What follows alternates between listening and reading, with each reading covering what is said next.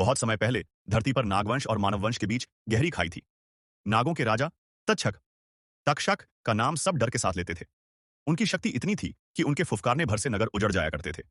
उधर जन्मा था नागराज, एक ऐसा योद्धा जो अपने विष को भी अमृत बना सकता था। नागराज का धर्म था मानव और नागों के बीच संतुलन बनाए रखना।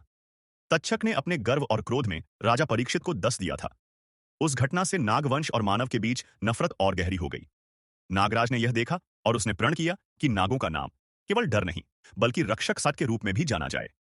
तक्षक को नागराज की बढ़ती प्रसिद्धि और दयालुता पसंद नहीं आई।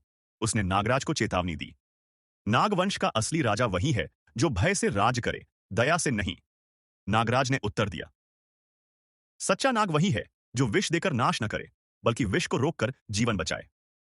इन शब्दों ने दुश्मनी को और भड़का दिया।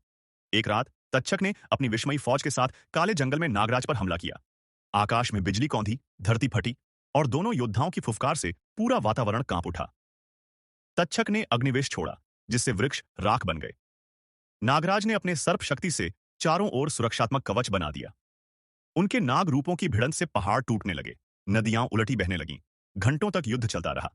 अंत में नागराज ने अपनी उसी अनंत नाग शक्ति से तक्षक को वश में कर लिया, लेकिन उसे मारने की बजाय कहा, तक्षक, विष से डर फैलाना आसान है पर अमृत बनकर रक्षा करना कठिन।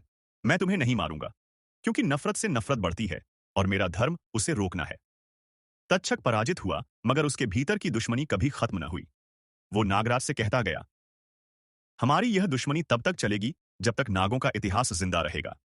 नागराज और तक्षक की यह दुश्मनी केवल शक्ति की नहीं थी बल्कि शान विचारधारा की जंग आह्वान थी। एक ओर था आतंक और भय का साम्राज्य, दूसरी ओर था दया और रक्षा का मार्ग। इसीलिए आज भी कहा जाता है, जहां नागराज है वहां तक्षक की चुनौती कभी दूर नहीं होती।